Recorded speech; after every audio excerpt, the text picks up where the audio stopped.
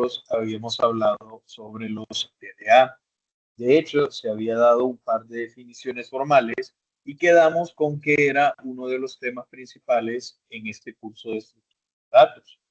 Ahora que ya aprendimos a manejar correctamente los arreglos n-dimensionales e incluso aprendimos cómo crear un nuevo tipo de dato heterogéneo, los struct, las tuplas, y que también estuvimos viendo un poco sobre su implementación y su relación con bases de datos, con las entidades, que al final una tabla no es más que un grupo de tuplas, vamos a retomar desde donde nos quedamos en la línea principal del contenido y vamos a comenzar a desarrollar los TDA. Y para desarrollarlo, vamos a hacer uso de todo lo que hasta el momento hemos visto. Bien, entonces, teóricamente, lo que necesito que recuerden de los TDAs es que un tipo de dato abstracto es una especificación matemática de un tipo de dato definida no solo por el conjunto de valores que toma, sino por el conjunto de operaciones que puede realizar, sin especificar cómo se implementa internamente. ¿Ok? Básicamente, nosotros interactuamos con muchos elementos casi de la misma forma con la que haríamos con un TDA. El TDA tiene ciertas restricciones. Por ejemplo, cuando usted viene y enciende un carro, ya sea que presione un botón para encenderlo, que lo encienda desde el teléfono o que le dé vuelta a la llave, a la ignición, usted lo que acaba de hacer es comunicarse con el carro, ¿ok? A través de una de las acciones que el carro puede hacer, que es arrancar el motor. Uno le dice encender, realmente se arranca el motor. Pero todo el proceso mecánico y eléctrico que hay detrás de eso, nosotros no lo conocemos, no lo manejamos. Mucha gente tiene carro y no sabe ni siquiera la cantidad de pistones que tiene, no sabe cuánta gasolina cabe dentro del tanque, porque no lo necesita. Y uno de los principales problemas que se encuentran los estudiantes cuando llevan los cursos de programación, lo que siempre les he mencionado, que se esmeran por abrazar las variables y empiezan a pensar en el algoritmo y en cómo lo van a programar en lugar de pensar qué es lo que tiene que hacer el programa, cuáles son las restricciones, las funciones y demás. Claro, ya estudiando Struct, el panorama pues es mucho mejor para ustedes. Ya se dan cuenta que esto no es de pensar estrictamente en las variables de entrada, en el proceso y en la salida, porque es que variables de entrada ya lo hemos expandido a tipos heterogéneos de datos. Entonces, imagínense también, por ejemplo, un sistema para gestionar turnos en un banco, en una cooperativa, en un lugar de estos donde varias gente necesita ser atendida. No voy a decir un hospital, porque el hospital, si hay una urgencia o hay una emergencia, se altera el orden. Pero básicamente, las personas llegan y se les asigna un número. Luego, la persona es atendida, se elimina de esa lista de espera y el turno va para la siguiente persona en haber llegado. Los individuos siempre se añaden al final de la fila, porque la intención es ser justos y el que tenga más tiempo esperando, que se le atienda primero. Pero entonces, pensemos en esto. A usted le ha tocado llegar a un banco, a una institución de este tipo, se le asigna un número. ¿Ok? Se le asigna un número. Entonces, a usted como persona se le asigna un número. Llega otra persona, se le asigna otro número. Por otro lado, las personas que atienden no eligen a quién atender. El único que dicen es el siguiente en la fila. Entonces, la siguiente persona de manera justa es la que es llamada a presentarse. Pero claro, En la vida real, luego viene y dice, ok, ¿y qué pasa con las personas de la tercera edad, de la cuarta edad? Se les debería de atender primero. Pero nosotros entendemos qué es lo que está pasando. Nosotros podemos ver que se nos mete en una lista, se nos pone en una fila, pero a las personas de la tercera edad, no importa cuándo llegaron, se les da prioridad. Entonces uno podría pensar que tenemos una fila para nosotros, que hay una fila para la tercera edad y que hay una fila para la cuarta edad. Y que la persona que va llegando se ingresa a alguna de estas filas y que luego la persona que atiende, al tocar el botón de envíeme al siguiente, dependiendo de la ponderación, de la prioridad, va a mandar a llamar o al siguiente de aquí, o al siguiente de aquí, o al siguiente de aquí. Entendemos más o menos qué es lo que pasa, pero carecemos de la certeza. Yo les mencionaba a ustedes, ustedes no encuentran cupo en una asignatura, agregan la clase a la lista de espera, se suman cupos a la asignatura. ¿Cómo los mueven a ustedes de la lista de espera a la sección? ¿Es por orden de llegada? ¿Los ordenaron por promedio? ¿Los ordenaron por promedio y antigüedad? ¿Por antigüedad y promedio? No lo sabemos. A mí lo que me interesa es que me asignen un número y que me llamen. Si lo está metiendo en una lista, si lo está metiendo en un arreglo, si está utilizando variables, es lo que menos me interesa.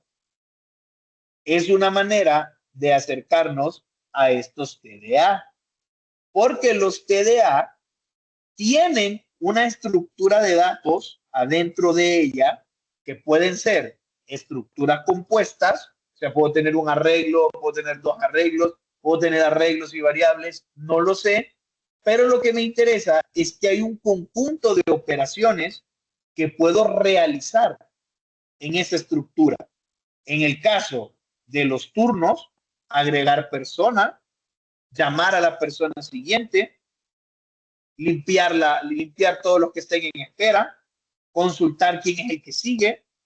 Yo voy a tener un conjunto de operaciones, pero no me interesa cómo están programados, no me interesa cómo se implementa.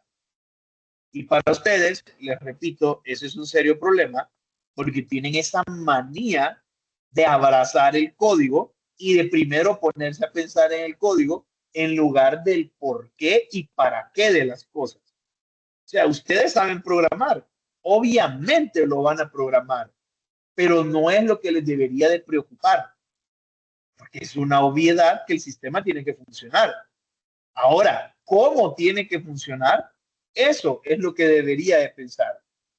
Entonces, un tipo de dato abstracto, una especificación matemática de un tipo de dato definida por los valores y operaciones que puede realizar, sin especificar la implementación interna. Nos vamos a enfocar en el qué se puede hacer y no en el cómo lo está haciendo. No, ingeniero, pero es que al final no tiene sentido porque yo voy a programar. Bueno, si usted viene y se va para su lenguaje de programación de preferencia y viene y dice, vamos a incluir, ¿ok? La librería matemática, ¿ok? Vamos a incluir math. Luego usted viene y hace esto, raíz cuadrada, por ejemplo, de 25, que yo sé que es 5.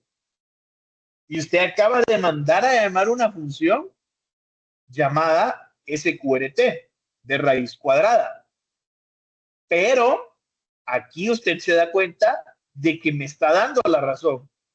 A usted no le importa cómo se calcula la raíz cuadrada. A usted lo que le interesa es que llama a la función, le pasa el número y el resultado es la raíz cuadrada. Es más, me atrevería a decir que la mayoría ni se acuerda cómo se calcula una raíz cuadrada. Con temor a equivocarme, que espero que todos aquí sepan calcular la raíz cuadrada a mano, pero yo sí creo que la mayoría no se acuerda de cómo calcular la raíz cuadrada. O que venga yo y les diga, ok, ¿cuál es el coseno de este ángulo? ¿Cómo calculo el coseno de un ángulo?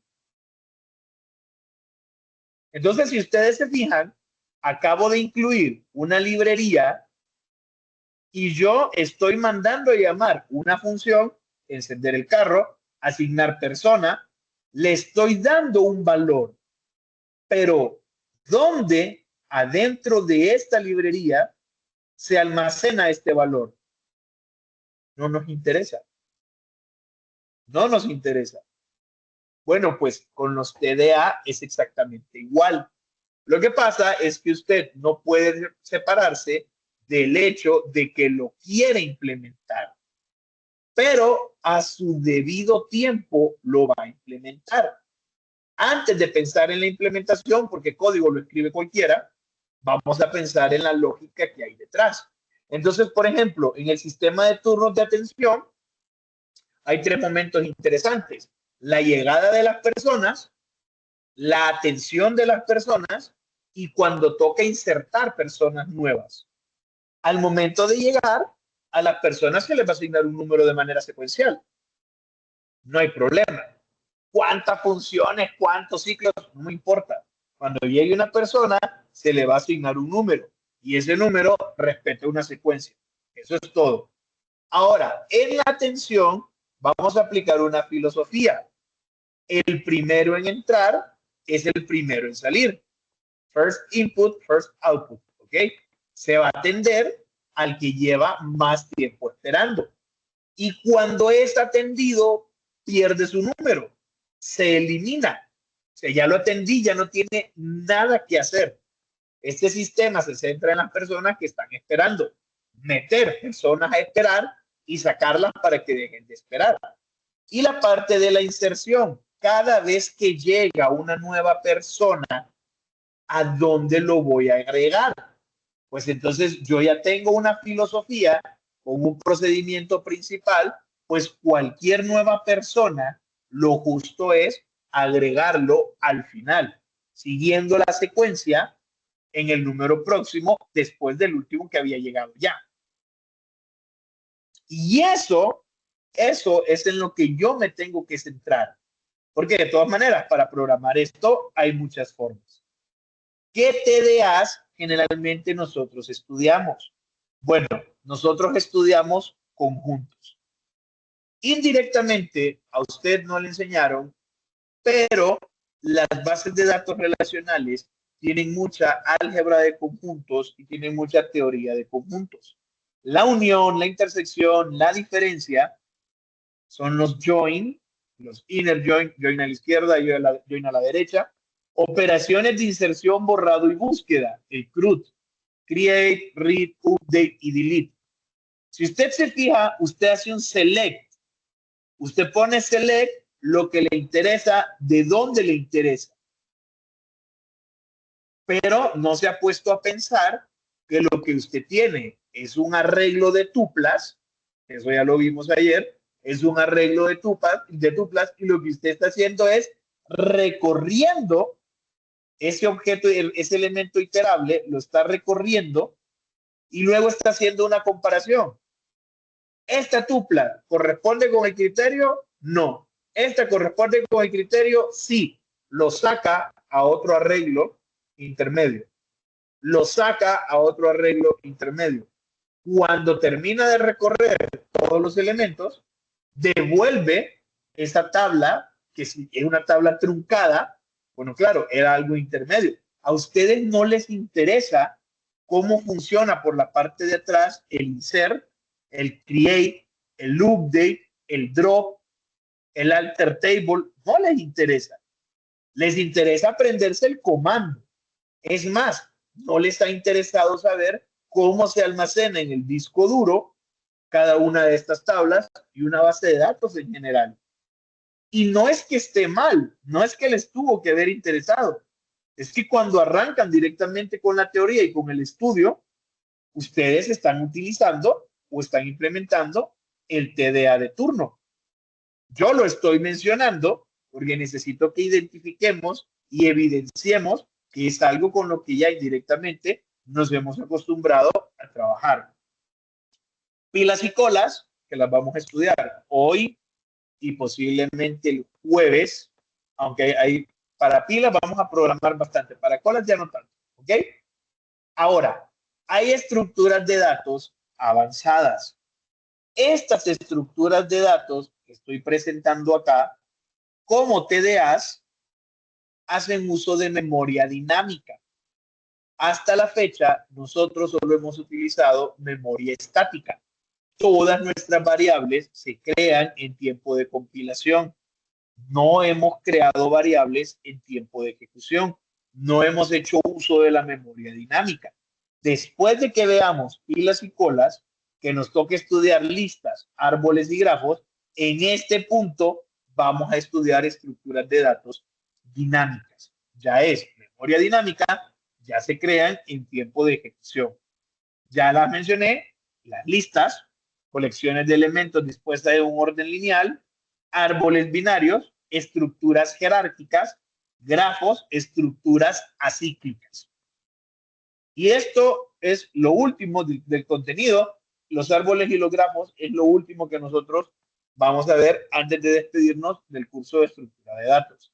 Vamos a hacer muchísimo énfasis en listas porque listas lo va a seguir utilizando de ahora en adelante en más del 80% de los desarrollos que usted haga. ¿Ok? Entonces, dicho esto, nosotros vamos a comenzar con el primero de los TDA que vamos a estudiar formalmente, la pila. Y tal como usted puede ver, pila en inglés es stack. Y es muy probable que usted tenga como sistema operativo Microsoft Windows. Y es muy probable que en algún momento haya tenido un error de sistema, se le haya puesto una pantalla azul que diga Stack Overflow o desbordamiento de pila. Los sistemas operativos, el software científico, el software de diseño, la mayoría de software utilizan pilas. Cuando usted está haciendo mantenimiento sobre tablas, raras veces las utiliza. Cuando a usted le toca hacer un desarrollo, raras veces las utiliza. ¿Por qué? Porque quizás no es necesario o por desconocimiento y le toca implementar otras técnicas cuando pudo haber utilizado una simple pila y se hubiese resuelto la vida. ¿Ok? Pero entonces, ¿qué es una pila? ¿Okay? ¿Qué es una pila? Una pila es una estructura de datos lineal, no es cuadrática, no es un cubo, o sea, solo tiene una dimensión. Es abstracta porque no me interesa el tipo de dato que estoy metiendo. Puede ser una pila de dinero, puede ser una pila de vehículos, puede ser una pila de comida, puede ser una pila de enteros, puede ser una pila de estructuras. Es abstracta, lo que me interesa es que es una estructura lineal que se rige bajo una filosofía muy especial. El último elemento en entrar forzosamente va a ser el primer elemento en salir. El último en entrar es el primero que sale. Last in, first out. Y ahí tenemos LIFO. Y esto lo van a ver mucho en bibliografía cada vez que estudien TDAs o estudien sistemas operativos. Van a ver los LIFO y van a ver los FIFO. ¿Okay? Pero ese LIFO viene de eso. El último en entrar es el primero en salir. Torres de platos, ya he mencionado. Usted cuando está lavando platos, coloca un plato encima de otro, los está apilando. Los está apilando. Cada nuevo elemento se coloca sobre el último que entró. Y si usted quiere sacar elementos, pues lo lógico, el sentido común sería que lo sacara desde arriba. Es más, una pila nosotros la podemos imaginar, ¿ok? Nosotros la podemos imaginar como una estructura que solo tiene una entrada y esa entrada es la misma salida. Piensen en las pilas que ustedes tienen de agua, ¿ok? En las pilas que ustedes tienen de agua, acá cae el agua y el agua se llena y por donde entra el agua es el mismo lado por donde usted saca el agua. Es una pila. ¿Ok?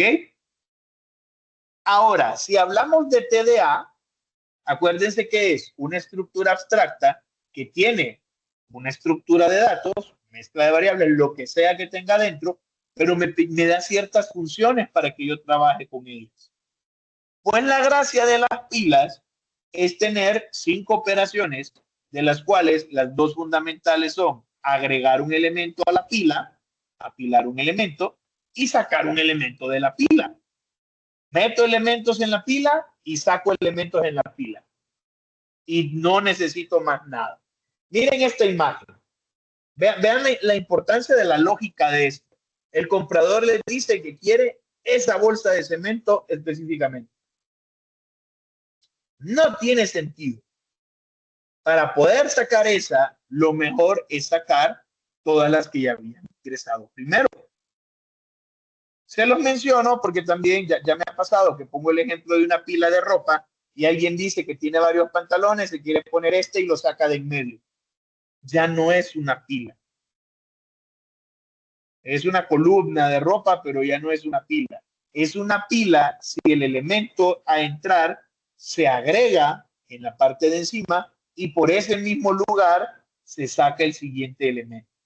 ¿Ok? De nuevo, y lo tenemos que mencionar, ese es el núcleo del funcionamiento de una pila. Este principio es crucial porque va a definir el orden de acceso a los datos. Es decir, yo como usuario solo tengo acceso al último dato que ingresó. No tengo acceso a los demás, solo tengo acceso al último. Facilita la gestión de memoria y llamadas a funciones, porque solo estoy pendiente del último que entró, pero estoy almacenando más elementos. Y obviamente no es lo mismo una pila que el primero que entra. Es el último que entra, es el primero que sale, a una cola, que cuando usted tiene una cola, ya se cumple lo que estábamos viendo del ejemplo de asignar turnos. El primero que ingresa en la cola es el primero que va a salir. El primero en entrar es el primero en salir. En una pila, el último en entrar es el primero en salir. Entonces, veamos las operaciones fundamentales de la pila. Apilar o meter en la pila y sacar o pop. Generalmente en inglés a apilar, a agregar, se le pone push, de empujar. ¿Por qué? Así lo decidieron hace muchos años, que tratándose de una pila, agregar elementos en una pila sea push. Esa función agrega un nuevo elemento en la parte superior de la pila. ¿Ok? Eso es lo que está haciendo. Por ejemplo, si acá en la estructura que está cuidando a la pila, solo tengo una entrada. Ya tenía elemento mango, sandía y banana. Ahora quiero agregar el elemento manzana. Lo tengo que meter por el único lado donde puedo meter elementos, que es al final. Bien. En cambio, top es el nombre común con que se manda a llamar a la función sacar elementos, que lo que hace es que quita el elemento que está hasta arriba de la pila. Push me permite meter un elemento, pop me permite sacar un elemento. Pero ¿qué pasa si yo no quiero sacar un elemento? Yo puedo utilizar tick u observar o ver o top, que sin necesidad de sacar el elemento me permite observarlo. ¿Ok? Por consecuencia lógica, vamos a agregar 2 funciones más. Una que me permita saber si la pila está vacía y otra que me permita saber si la pila está llena. Desde el momento en que hablamos entre vacío y lleno, vacío no tanto, pero lleno sí, caemos a la razón que hay un tamaño finito. La pila en algún momento se va a llenar. Entonces, dentro de la parte del contenido además del tutor con inteligencia artificial, de la animación, que no he subido las animaciones, hay una animación para las pilas, ustedes tienen simuladores. Ustedes tienen simuladores. Es el mismo código fuente que tenemos nosotros en los CPP, pero escrito en JavaScript para poder verlo en una página web. ¿Okay? Entonces, nosotros tenemos, por ejemplo, esta pila de acá. Esta pila tiene un tamaño de 5. ¿Ok?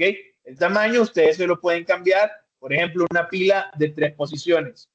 Y aquí nosotros vamos a tener a apilar, desapilar y ver el elemento que está en la cima. Entonces, en una entrada, ¿cómo nosotros vamos a programar esto? Lo primero que nosotros tenemos que tener en cuenta es que cuando generalmente nosotros utilizamos arrays, y eso yo se los mencioné cuando vimos los arreglos, nosotros no reparamos en que podemos ingresar los números de manera aleatoria. Generalmente, cada vez que usted ha hecho un proyecto o un programa en sus cursos de programación, usted crea un array e inmediatamente utiliza un ciclo determinista, un for, para leer los elementos. Ah, sí, tengo 5 elementos, pues hacemos un for desde 0 hasta 4 y ya. Y va uno por uno. No es que voy a leer un número ahorita y más adelante voy a leer otro. No, usted lo hace todo secuencial. Entonces, pensemos, ¿no? Si este es un array, ¿ok? Un array de 10 posiciones, pues obviamente la estructura estática me permite a mí del array, mediante un índice, colocarme en cualquier elemento, en cualquier posición que tenga disponible. Entonces yo podría decir, por ejemplo, ir a al índice 7 y meter el número 8 y lo hago acá. Pero es que la gracia de la pila es que siempre que yo diga meter un elemento, lo voy a meter en la posición final. El array tiene un nombre y tiene un tamaño. El array tiene índices. ¿Cómo estoy yo pendiente de cuál es el índice siguiente? Cuando aprendimos algoritmos de ordenamiento y estábamos viendo el swapping, para nosotros hacer intercambio, hicimos uso de una variable auxiliar. Pues aquí es exactamente lo mismo.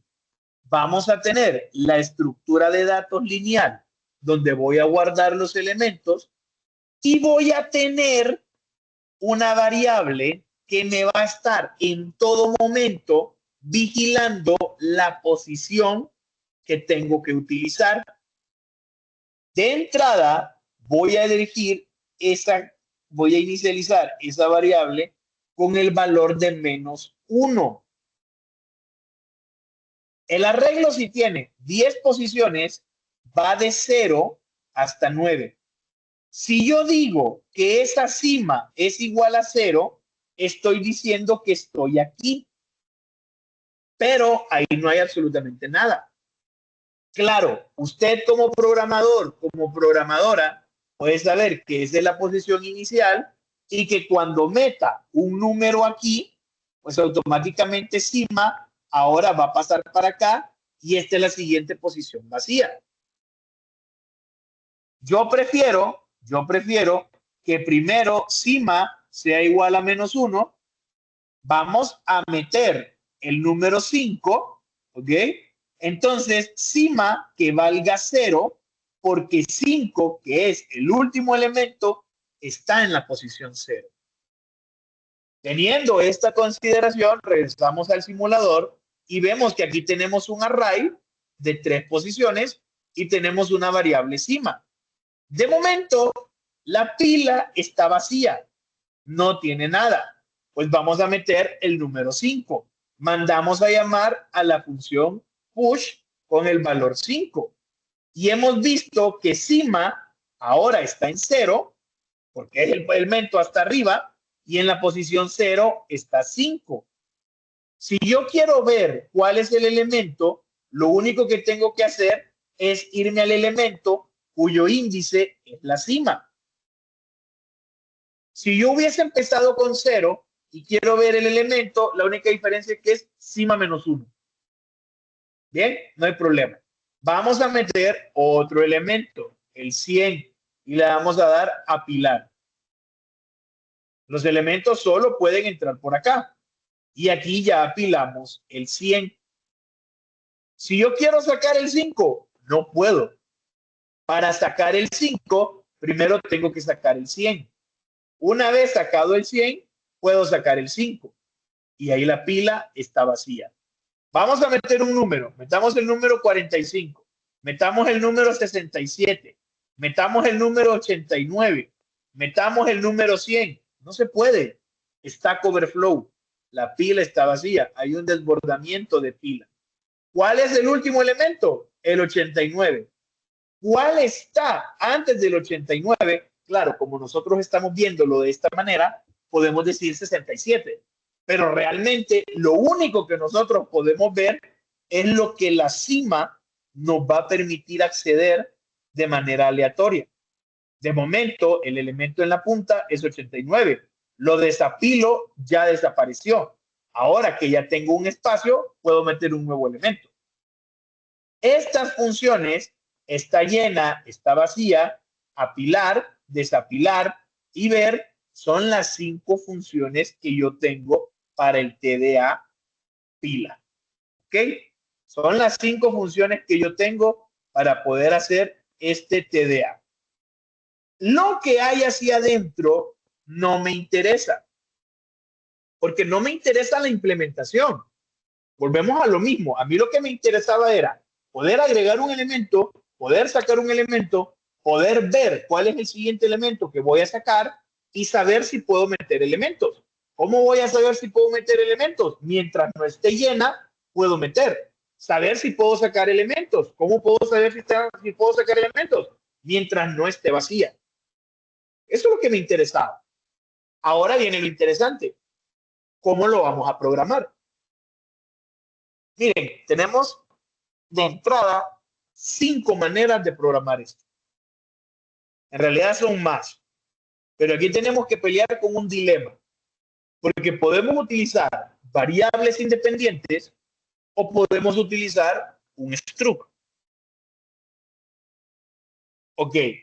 ¿Cómo aquí así variables independientes y un struct? Claro que sí. Vamos para acá. Solo ponemos esto en modo send. Claro que sí, para que ustedes puedan ver bien. Creo que el tamaño de letra ahí está adecuado. Ok, perfecto. Voy a quitar este include math porque no lo necesitamos. Vamos a quitar este coseno de 25 porque no lo ocupamos. Es decir, yo voy a ocupar una estructura de datos para almacenar los elementos y voy a ocupar una variable para controlar el índice de donde tengo la parte superior de la pila. Es decir, yo podría tener aquí int datos, ¿ok? Decir que es de 10 y podría decir luego aquí int cima inicializado en -1. Lo correcto es que este tamaño no lo tenga yo aquí. Entonces puedo crear una constante entera que se llame tamaño y a este pues ponerle un valor. Y ya, yo tengo estos 3 elementos. ¿Son variables independientes? Claro que sí. Bien, pero es que yo puedo tener las variables independientes como variables locales de mi función principal o puedo tener las variables independientes como variables globales en todo el programa. ¿Cuál es la diferencia? Hombre, una obviedad. Pensemos en las funciones. La primera función era meter, ¿ok? Era meter y yo necesito el elemento que voy a meter en la pila, suponiendo que la pila es de enteros. Pero miren esto, si la variable es global, la función meter puede acceder a este arreglo, ¿sí? Si el arreglo es global, la función meter puede acceder. Es decir, yo puedo decir aquí void meter entero, elemento o valor, como usted le quiera colocar, pongámosle valor mejor, pongámosle valor. Entonces, ¿qué es lo que yo haría? Agarraría datos que es mi array, y en alguna posición metería ese valor. Todavía no estoy analizando la función. Solo estoy analizando que meter, pongamos la posición 0, que meter, como esta es una variable global, puede acceder a ella. En cambio, si estas variables son locales, aquí tenemos un serio problema, porque aquí en datos. Significaría que yo tengo que mandarle el arreglo, tengo que mandarle la cima o el elemento que me va a servir de centinela para ver la posición, y encima tengo que mandarle el valor que quiero agregar dentro del array. Es decir, yo aquí tendría mi arreglo, que es un vector, tendría la variable cima y tendría el valor. Entonces aquí yo podría decir que en el arreglo A, en la posición C, meter el valor, este valor de aquí. ¿Ok? Y valor. Y ahí funciona. Si es global, no necesito pasarlo como parámetro. Si es local, sí necesito pasarlo como parámetro. Pero ustedes ya son programadores, programadoras a otro nivel. Y es que aquí hay una consideración bien interesante. ¿Cuáles de estos parámetros van a ser por valor y cuáles de estos parámetros van a ser por referencia? Analicemos la función meter, ¿ok? Analicemos la función meter.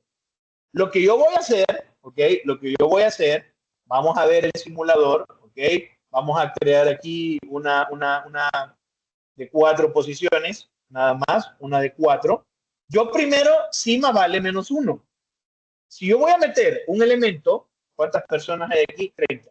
Si yo voy a meter un elemento y mando llamar a la función, vean que cima aumentó a la posición 0 y ahí metimos el 30. Luego voy a meter el número 45 porque son los matriculados. Lo meto para acá, cima aumentó a 1 y ahí lo coloqué. Entonces, significa que para meter una variable, para meter un elemento, lo único que yo tengo que hacer es lo siguiente: C más y luego A en la posición C. C primero valía -1, ahora vale 0 y en A de sub 0. Y lo agrego acá. Y no hay problema. De hecho, sí hay un problema. Porque vean, aquí lo que yo haría sería meter, claro que sí. ¿Dónde vamos a meter? Pues ocupo un array, ocupo la cima y ocupo el valor. Vamos a meter en el arreglo datos, le mando la cima y le voy a mandar el valor que le quería meter, que en ese caso eran 30. ¿Bien? Ok. Aparentemente va a funcionar. Datos es este array, me parece bien. Los array, acuérdense que parecen que los pasamos por referencia, pero solo estoy pasando un puntero de la primera posición. El problema es con cima. Cima aquí vale -1. Cuando yo mande esta cima para acá, lo estoy mandando por valor. Cuando acá yo digo C++, voy a meter A en la posición 0, ese 30. Vamos, eso ya lo sé. O sea, si yo me vengo para acá y digo cout datos en la posición 0, pues obviamente me va a salir 30. Acá lo pueden ver. Aquí, no sé si lo pueden ver. No puedo hacer zoom acá. Vamos a darle un clear aquí. Vamos a darle un clear aquí. Vean que ahí lo que va a aparecer es un 30. Y ahí está el 30. Claro que sí. Eso fue lo que salió. Pero, ¿qué pasa con cima? Cima yo lo pasé por valor. Como yo lo pasé por valor, cima en ningún momento fue modificado. Cima sigue costando -1. Entonces me doy cuenta que este parámetro lo tuve que pasar por referencia, porque es una variable local. Caso distinto es que estos elementos fueran variables globales. En el caso de ser variables globales, no voy a borrar ese meter, sino que vamos a utilizar polimorfismo, el mismo nombre, pero una cantidad de parámetros distinta, ¿ok? Claro que sí. Y aquí tenemos el otro void. Void meter, que este void lo único que me ocupa es el valor. ¿Y qué es lo que pasa? Que como estos son globales, yo aquí puedo decir cima más, y luego pues vamos a decir aquí que datos de su posición cima va a ser igual a ese valor. Entonces acá, en vez de mandar a utilizar esto, ¿ok? Simple y sencillamente le digo meter 30 y va a funcionar. O sea, a nivel de programación va a funcionar. Ahí está, 30 y ahora cima vale 0. Quiero meter otro número. Vaya pues, metamos el número 45. Meter 45. Cima tendría que valer 1, ¿ok? Cima tendría que valer 1 y ahí está, 30 y 1. Claro, aquí le estoy diciendo datos en su posición 0, pero ahora cima vale 1. ¿Vieron la primera decisión que nosotros tuvimos que tomar? Si hacemos las variables globales o hacemos las variables locales. Obviamente, y aquí viene una pequeña consideración que no se les tiene que olvidar, es que en este curso nosotros primamos por la segmentación. Así como nosotros mandamos a incluir la librería math.h, ¿ok? Como nosotros mandamos a incluir math.h, lo que nosotros vamos a incluir va a ser nuestra propia pila de enteros, ¿ok? .h. Nosotros vamos a crear nuestra propia librería .h. Entonces, lo mejor que no, si no existe, por eso me da error, lo mejor que nosotros podemos hacer es de entrada considerar variables globales. Vimos dos maneras: variables independientes globales, variables independientes locales. Falta ver struct global, struct local. Y luego cuando yo segmente, ya sea variable independiente o sea un struct, lo tengo en otro archivo aparte, en un header. Me voy a quedar hasta acá. Tienen bastante cosas en que pensar. Repasen el uso de los struct, repasen funciones, hagan arreglos de struct, recórranlos, ordénenlos y más nada. Como siempre, agradezco muchísimo su atención. Espero haberme dado a entender, que la clase les haya gustado. Coman bien, duerman bien, hagan ejercicio. No olviden protector solar y bálsamo labial. Si alguno de ustedes tiene alguna consulta,